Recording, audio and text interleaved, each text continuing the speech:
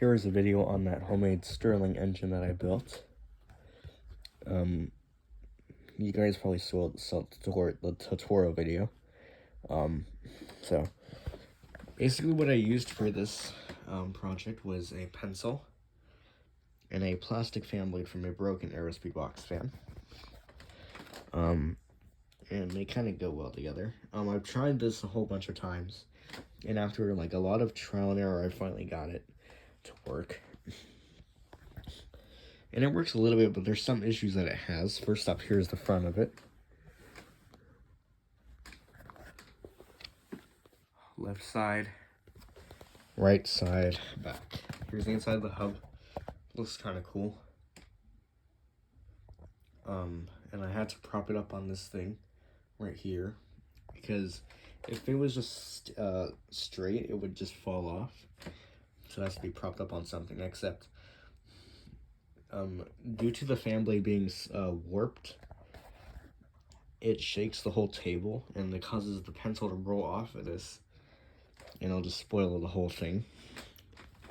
And also, just to power it, you can use just your household fan, or you can take it out in the wind. Except I have a lot of different fans, but you have to choose kind of the right type of fan. One fan that's not too weak and it's not going to spin this at all. But you also cannot use a strong fan, because that'll just blow. So you cannot use a fan that's weak and doesn't have a lot of power, because it will not spin this thing at all. But you also cannot use a strong fan, because it'll just spin this thing too fast to the point where it's just going to fall off, and it's just going to ruin the whole thing. So, like, for example, I have some weak fans, like this Nautica home drum fan. It blows air, but it's way too weak. Also, that Nautica home pedestal fan, that's definitely way too weak. So these two fans would not spin this windmill much. But also, I cannot use a strong fan either. So basically, for an example, I cannot use this Wuzu fan, because it's very strong. And I cannot use this Vortex either, because it's also very strong, so I cannot use those fans. This Utilitech air circulator is a pretty reasonable airflow to try this, or the Honeywell. And also, I've tried this with multiple different pencils. So I have this color pencil right here. It doesn't have an eraser on it, and it's not made of lead. It's probably made out of wax.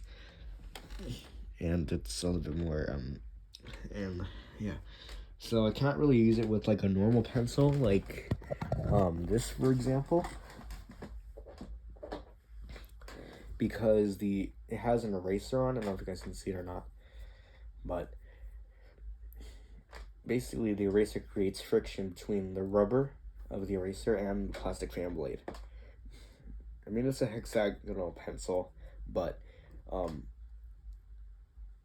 yeah, and it's because this pencil is round, but it'll have to do. Another option that I chose was this rubber wheel. It's from a broken fidget pen, which I have right here. And it still has the bearing in it. This I cannot use it because it's just gonna. You guys will have to trust me on this one. It had a lot of play, and it was very loose. This is also lighter, so it probably won't work. And it's also more flexible. So this is a note. So just skip.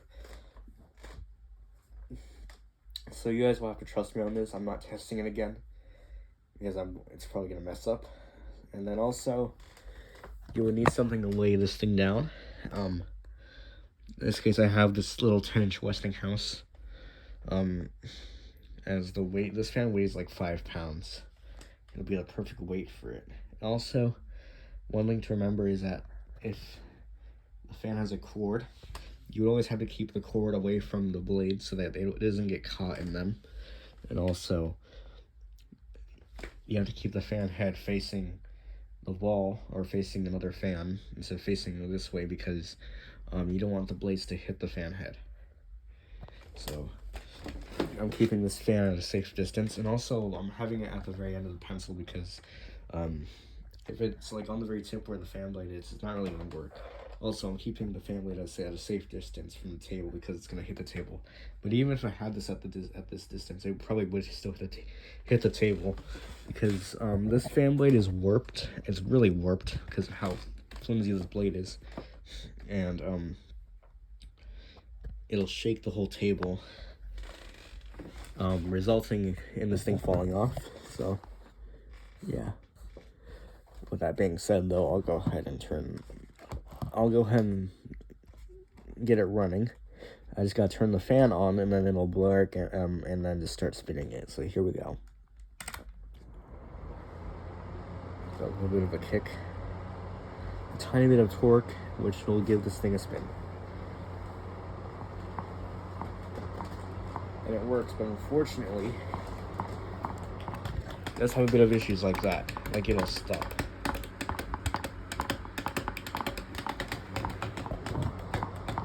Yeah, this will happen if it does that. So this is a fail, kinda, because it's just gonna keep rolling around like this, and if it doesn't stop,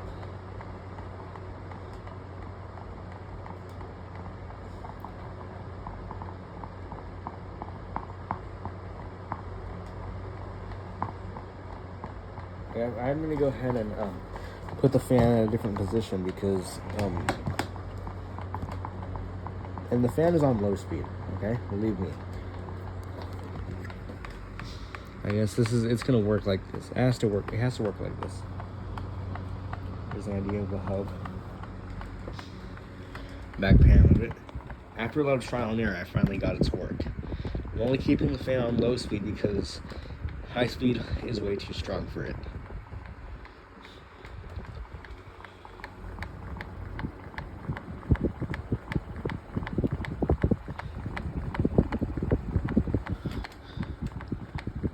It's shaking the whole table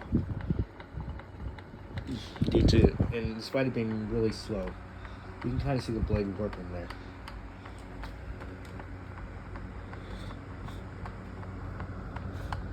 Here's an idea of the hub, which is pretty cool.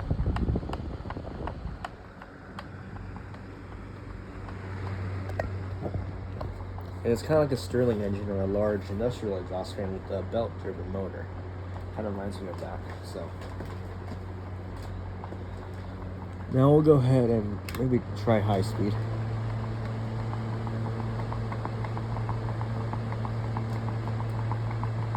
It's really shaky, but you'll probably get the idea. Okay, I'm turning it off now because it's probably gonna get too fast to fall down.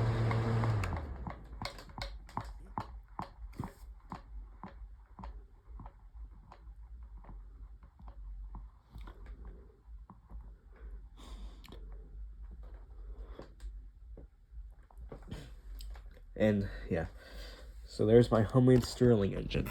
It was a fail, but I eventually got it to work. So, what do you guys think? Was this a fail or not? So thanks for watching. Peace.